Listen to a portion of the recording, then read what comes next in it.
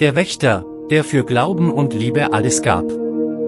Der Himmel über der kleinen bayerischen Stadt Rosenfeld war an diesem Frühlingsmorgen von einem sanften, goldenen Licht überzogen. Die Kirchenglocken läuteten in der Ferne, während ein leichter Nebel noch über den Wiesen hing. Johann Keller, ein ehemaliger Rettungshundeführer, stand vor seinem alten Fachwerkhaus und atmete tief ein. Neben ihm saß Zara, sein treuer deutscher Schäferhund, dessen bernsteinfarbene Augen alles um sich herum wachsam musterten. Johann hatte Zara nicht nur ausgebildet, er hatte ihn gerettet aus einem Tierheim, in dem der Hund als zu aggressiv und nicht vermittelbar galt. Doch Johann hatte in seinen Augen etwas gesehen, das andere übersahen, unerschütterliche Treue und ein Herz, das für das Gute brannte. Seitdem waren die beiden unzertrennlich.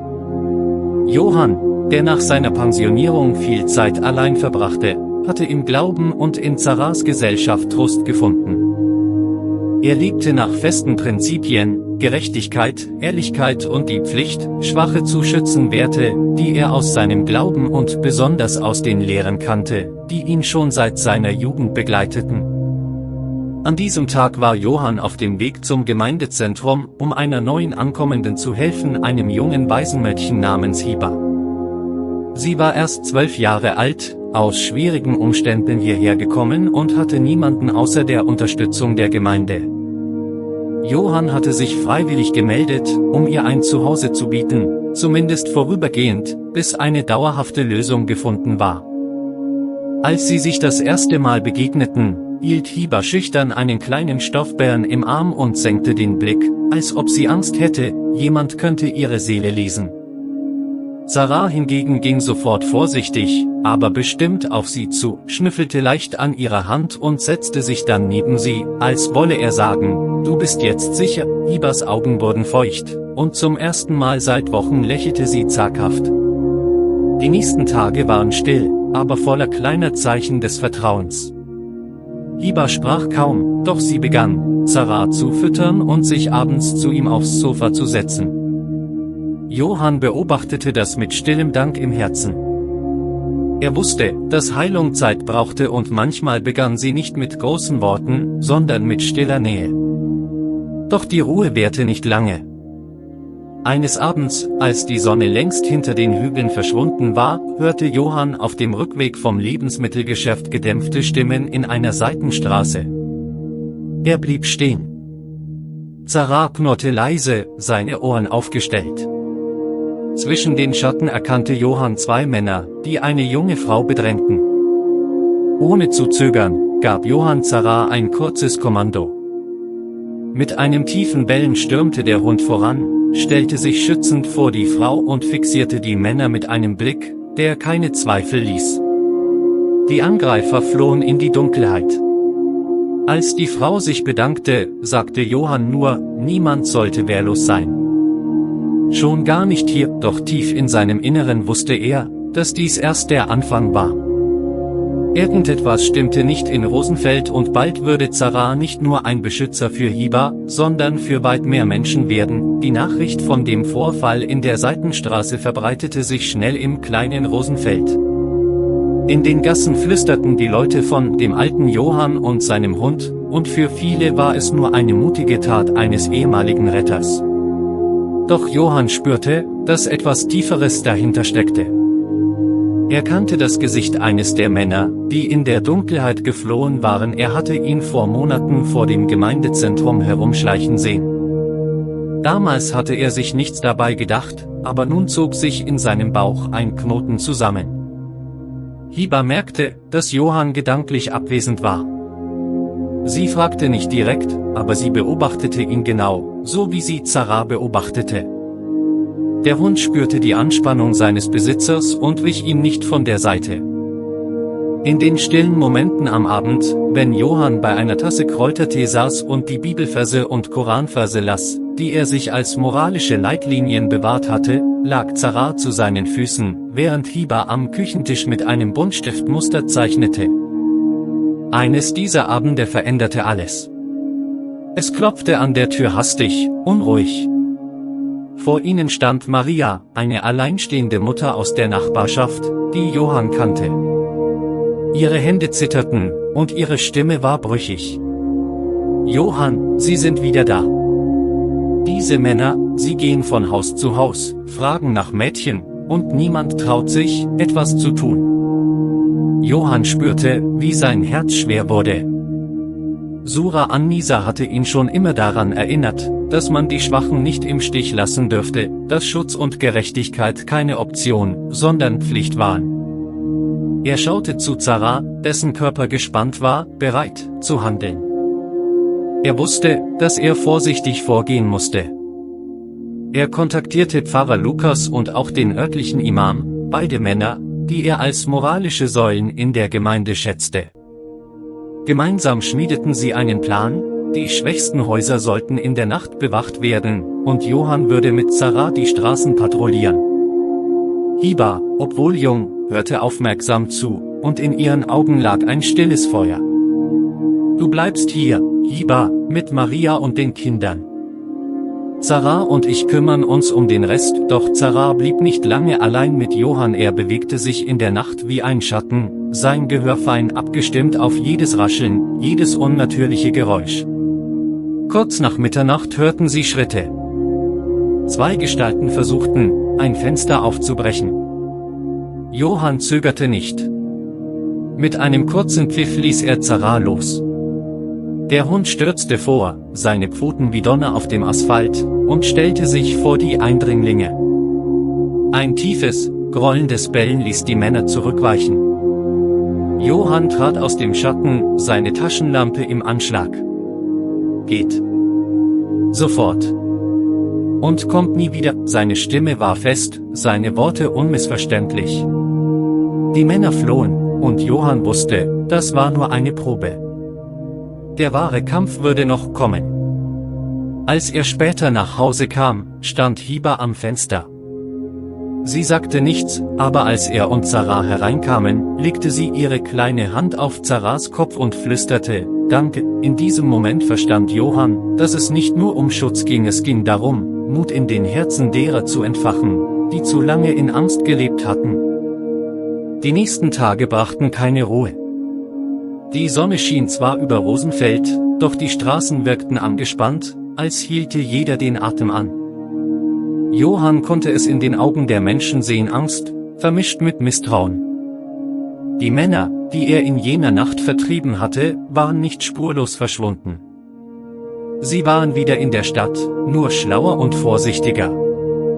Gerüchte machten die Runde, dass sie zu einer größeren Gruppe gehörten, die systematisch Schwache und Schutzlose ins Visier nahm. Johann wusste, dass er nicht ewig nur reagieren konnte. Er musste herausfinden, wer hinter diesen Leuten stand. An einem kalten Morgen schnallte er Zara sein Spezialgeschirr um, ein altes, aber robustes Stück aus seiner Zeit bei der Rettungshundestaffel. Gemeinsam zogen sie los, nicht nur um zu patrouillieren, sondern um Informationen zu sammeln. Auf dem Marktplatz traf Johann auf Hans Bauer, einen ehemaligen Kollegen aus der Feuerwehr. Hans erzählte ihm, dass es in einem verlassenen Lagerhaus am Stadtrand seltsame Aktivitäten gab. Nachts gingen dort Lichter an, und Lastwagen hielten kurz an, nur um sofort wieder zu verschwinden. »Ich weiß nicht, was Sie da machen, Johann, aber es riecht nicht nach etwas Gutem«, sagte Hans leise. In dieser Nacht machte sich Johann mit Zara auf den Weg zum Lagerhaus. Der Mond war nur eine schmale Sichel am Himmel, die Straßen waren leer. Als sie das Gelände erreichten, duckte sich Johann hinter eine Mauer, während Zara still an seiner Seite stand, jede Faser seines Körpers auf Alarm. Drinnen hörten sie gedämpfte Stimmen, das Klirren von Glas und das Quietschen von Kisten. Johann riskierte einen Blick und sah mehrere Männer, die Kisten mit unbekanntem Inhalt umluden. Zwischen den Gestalten erkannte er 2 der Männer aus der Seitenstraße, sie waren also tatsächlich Teil einer größeren Bande. Plötzlich knirschte der Kies unter seinen Schuhen. Ein Wachposten drehte sich um. »Wer ist da?« rief er, und bevor Johann reagieren konnte, stürmte Zara nach vorne.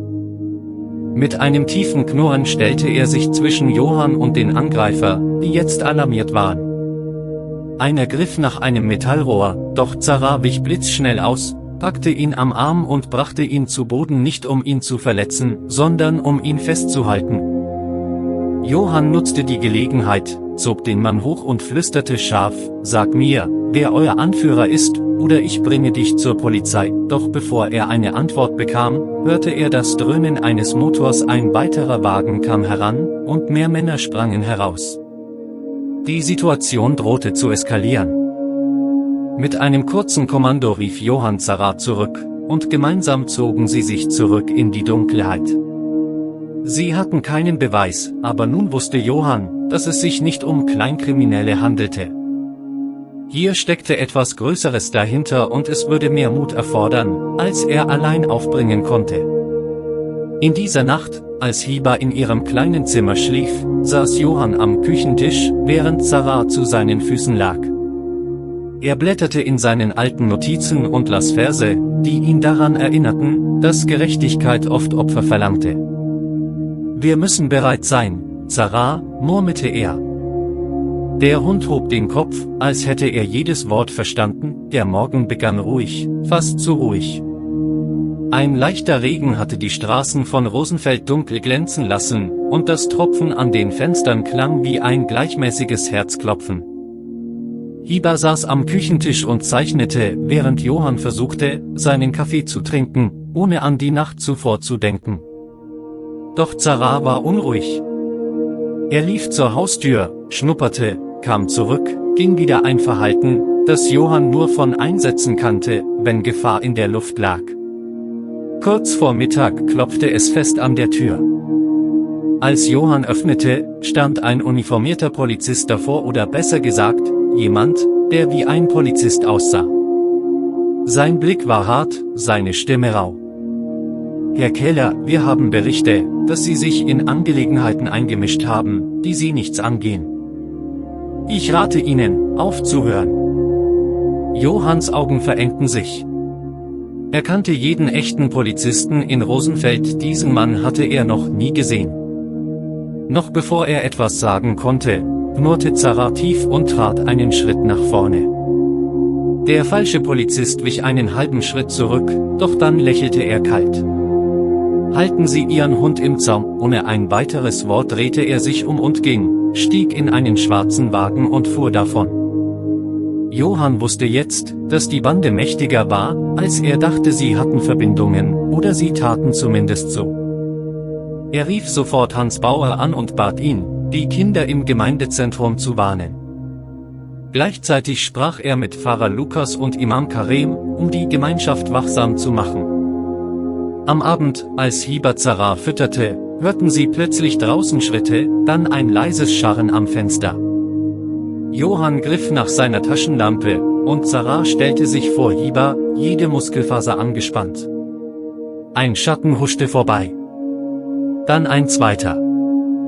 Johann öffnete leise die Hintertür, und Zara schoss hinaus wie ein Pfeil. Ein lauter Schrei ertönte, gefolgt von wildem Rascheln.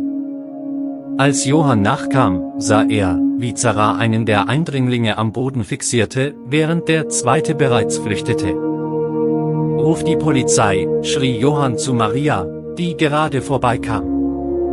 Der gefasste Mann fluchte und spuckte, doch Johann hielt ihn fest, bis echte Beamte eintrafen. Als sie ihn abführten, starrte er Johann an und zischte: „Du hast keine Ahnung, mit wem du dich anlegst." Später in der Nacht, als das Haus wieder still war, saß Hiba neben Zara auf dem Sofa, die Hand fest in seinem Fell vergraben. „Er hat mich beschützt, oder?", fragte sie leise. Johann nickte. „Ja, und er wird es immer tun. Aber wir müssen vorsichtig sein, Hiba. Es wird gefährlicher." Draußen prasselte der Regen, und irgendwo in der Ferne heulten Sirenen. Johann wusste, dass der Kampf jetzt begonnen hatte und dass Zara nicht nur ein Beschützer war, sondern vielleicht der Schlüssel, um Rosenfeld vor einer noch größeren Dunkelheit zu bewahren. Der Himmel über Rosenfeld war an diesem Morgen schwer und grau, als würde er die Anspannung in der Stadt widerspiegeln. Johann hatte kaum geschlafen. Immer wieder hatte er Geräusche gehört, Schritte auf dem Kiesweg, das leise Knacken von Ästen im Garten. Jedes Mal war er aufgestanden, hatte nachgesehen, doch nichts gefunden. Zara jedoch war in dieser Nacht kein einziges Mal richtig zur Ruhe gekommen.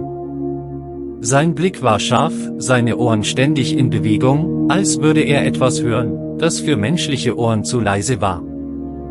Kurz nach Sonnenaufgang klopfte es an der Tür. Dieses Mal war es Hans, der sichtlich nervös wirkte. »Johann, wir haben ein Problem. Gestern Nacht wurde das Gemeindezentrum aufgebrochen. Zum Glück war niemand drin, aber sie haben Akten gestohlen, Listen mit den Namen von Familien, die wir schützen.« Johann spürte, wie ihm das Blut in den Adern gefror. Wenn die Bande diese Informationen hatte, waren viele in Gefahr, besonders die Frauen und Kinder. »Das war eine Warnung«, sagte Johann düster. Und ein Test. Zara stand dicht neben ihm, den Blick auf Hans gerichtet, als könnte er jedes Wort verstehen. Noch am selben Tag versammelte Johann die wichtigsten Leute der Gemeinde im Pfarrhaus. Pfarrer Lukas sprach ruhig, aber bestimmt: „Wir müssen zusammenstehen.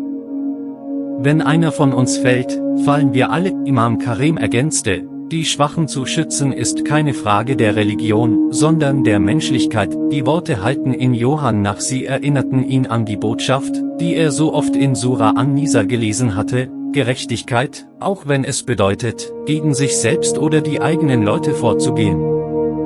Doch während im Pfarrhaus Pläne geschmiedet wurden, beobachtete ein Mann in einem schwarzen Mantel die Gruppe aus der Ferne. Er telefonierte leise, sein Blick kalt und berechnend. Am Abend, als Johann mit Hiba und Zara nach Hause zurückkehrte, bemerkte er sofort, dass etwas nicht stimmte. Die Haustür stand einen Spalt offen. Sein Herz raste. »Hiba, bleib hier«, flüsterte er und zog vorsichtig die Tür auf. Drinnen war alles still zu still. Dann, aus dem Augenwinkel, sah er eine Bewegung. 2 Männer sprangen aus der Küche hervor.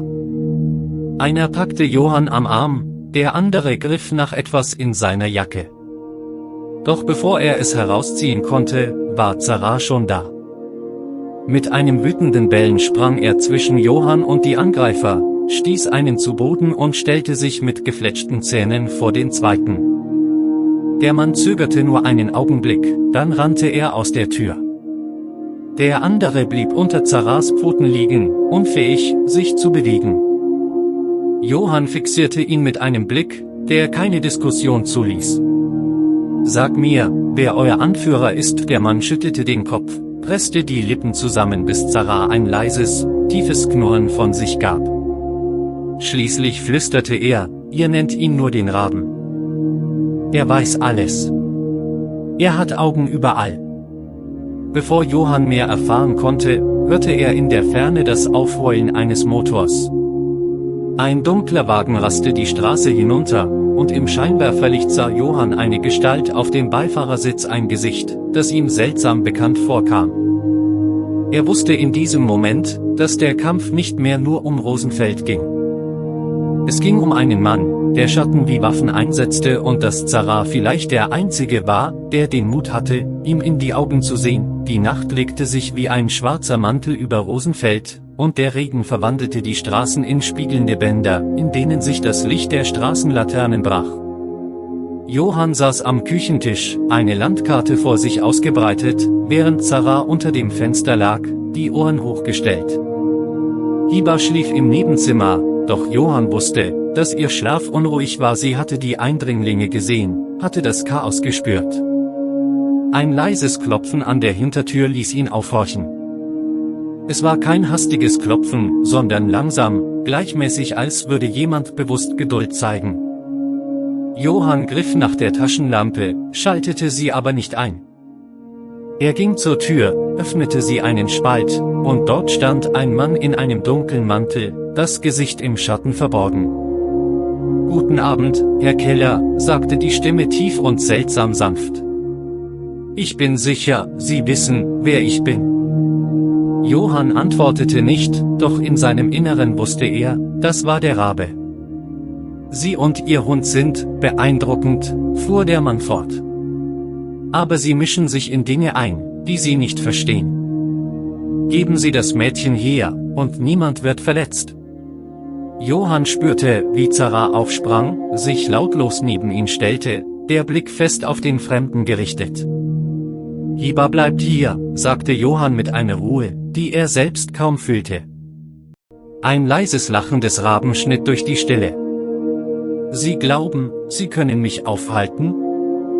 Ich bin in dieser Stadt, seit Sie noch ein Kind waren. Ich weiß, wer Sie sind. Ich weiß, was Sie verloren haben. Seine Worte waren wie Gift, langsam in die Seele tropfend. Bevor Johann antworten konnte, blitzte eine Bewegung hinter dem Raben auf, 2 seiner Männer traten aus den Schatten. In dem Moment gab Johann das Kommando. Zara stürmte vor, traf den ersten Mann mit voller Wucht und brachte ihn zu Boden.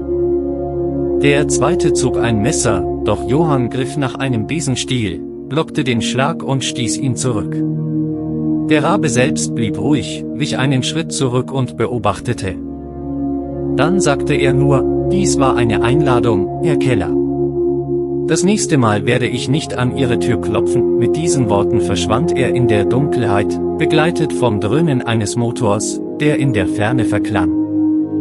Als Stille einkehrte, sah Johann zu Zara, der noch immer schützend vor der Tür stand, das Fell gesträubt, die Augen wachsam. Das war erst der Anfang, mein Freund, murmelte Johann. In dieser Nacht schlief niemand im Haus. Johann saß mit Zara am Fenster, während Hiba leise im Nebenzimmer weinte. Draußen zog Nebel durch die Straßen, und irgendwo, tief in der Dunkelheit, wusste Johann, dass der Rabe schon den nächsten Zug plante. Der Morgen in Rosenfeld war ungewöhnlich still. Kein Vogelgezwitscher, kein Murmeln aus den Häusern, nur der ferne, monotone Klang eines Kirchenglockenschlags. Johann stand am Fenster und betrachtete den Nebel, der sich wie eine weiße Wand durch die Straßen schob. Zara saß reglos an seiner Seite, sein Blick unruhig. Hans Bauer stürmte herein, ohne anzuklopfen. Johann, Sie haben Maria, seine Stimme war brüchig. Der Rabe hat sie. Er sagt, er gibt sie nur frei, wenn du und, Hans schluckte schwer, und Hiba zu ihm kommen. Johann fühlte, wie sich in ihm Wut und Furcht zu einem harten Knoten verbanden. Wo? Hans reichte ihm einen Zettel. Darauf stand nur eine Uhrzeit und ein Ort, Lagerhaus 7, Hafenviertel. Den Rest des Tages verbrachte Johann damit, sich vorzubereiten. Er packte eine kleine Tasche mit Wasser, einem Seil, einer Taschenlampe und einer alten, in Leder gebundenen Ausgabe des Korans, die er einmal von einem syrischen Freund erhalten hatte. Er wusste, dass er nicht nur mit Gewalt, sondern auch mit Worten gewinnen musste. Als die Sonne unterging, machte er sich mit Zara und Hiba auf den Weg. Der Hafen lag verlassen, nur das leise Schlagen der Wellen gegen die Kaimauer war zu hören. Das Lagerhaus ragte wie ein schwarzer Block vor ihnen auf, von innen schimmerte fahles Licht. »Bleib bei mir, Hiba«, flüsterte Johann, und sie nickte. Zara ging voraus, die Nase dicht am Boden, jede Bewegung anzeigend. Drinnen standen 4 Männer, und in der Mitte, gefesselt, Maria blass, aber lebendig. Der Rabe trat aus dem Schatten. Pünktlich. Ich mag das, seine Augen blitzten. Gib mir das Mädchen, Johann. Du weißt, dass du mich nicht aufhalten kannst. Johann trat einen Schritt vor. Vielleicht nicht allein. Aber ich bin nicht allein, er legte die Hand auf Zaras Hals. Und ich weiß, dass das, was du tust, falsch ist. Du jagst Schwache, weil du vor Starken Angst hast. Der Rabe lächelte dünn. Schöne Worte.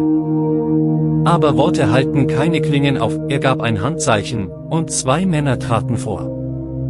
Zara sprang sofort los, ein Wirbel aus Fell, Kraft und Entschlossenheit.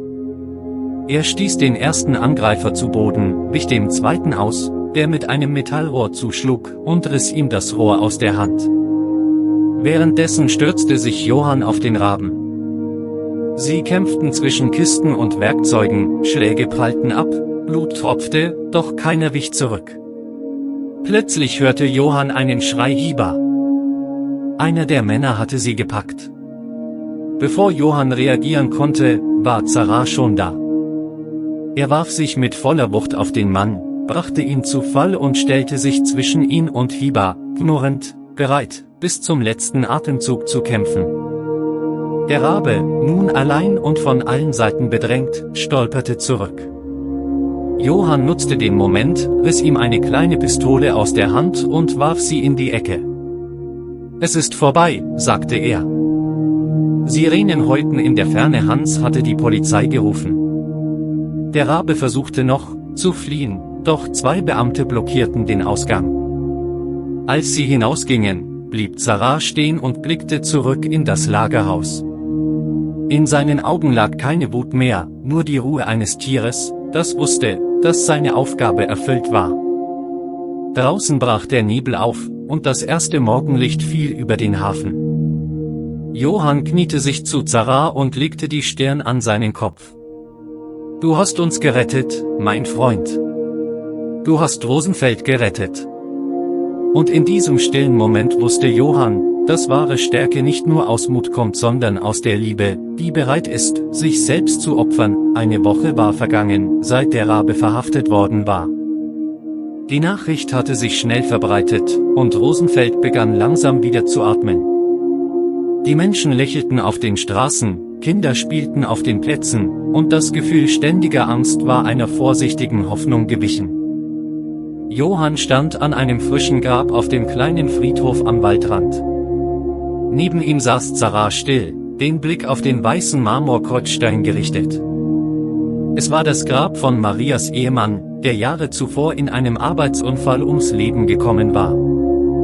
Johann hatte Maria versprochen, sie hierher zu bringen, sobald sie stark genug war. Nun standen sie gemeinsam dort, Maria, Hiba, Johann und Zara, verbunden durch all das, was sie durchgestanden hatten.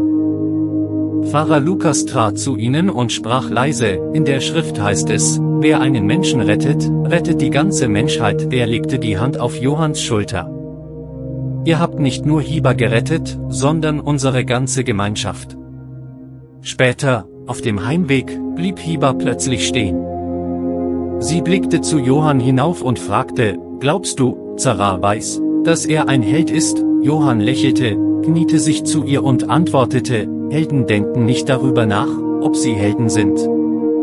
Sie tun einfach das Richtige. Zara bellte leise, als hätte er jedes Wort verstanden. Zu Hause angekommen, setzte sich Johann an seinen alten Holztisch, schlug den in Leder gebundenen Koran auf und las still einige Verse aus Sura an-Nisa. Die Worte über Gerechtigkeit, Barmherzigkeit und den Schutz der Schwachen hatten nun eine tiefere Bedeutung für ihn. Er wusste, dass diese Botschaft nicht nur eine religiöse Pflicht war, sie war eine Lebensweise. In den folgenden Tagen wurde Zara zur Legende in Rosenfeld. Kinder malten Bilder von ihm, Erwachsene erzählten seine Geschichte in den Cafés. Doch für Johann blieb er einfach der treue Gefährte, der an seiner Seite gewacht hatte in den dunkelsten Stunden, als die Hoffnung am dünnsten war. An einem klaren Frühlingsmorgen saßen Johann und Zara auf der Bank vor dem Haus. Die Sonne ging langsam auf, und das Licht legte sich wie goldener Staub über die Felder. Johann sah in die Ferne und dachte an all das, was hinter ihnen lag. Weißt du, mein Freund, sagte er leise, vielleicht ist das der wahre Sieg nicht, dass wir den Raben gestoppt haben, sondern dass wir immer noch glauben an das Gute. Zara legte den Kopf auf Johanns Knie, und in diesem stillen, warmen Moment wusste Johann, solange es Liebe, Mut und Glauben gab, würde kein Rabe dieser Welt je gewinnen.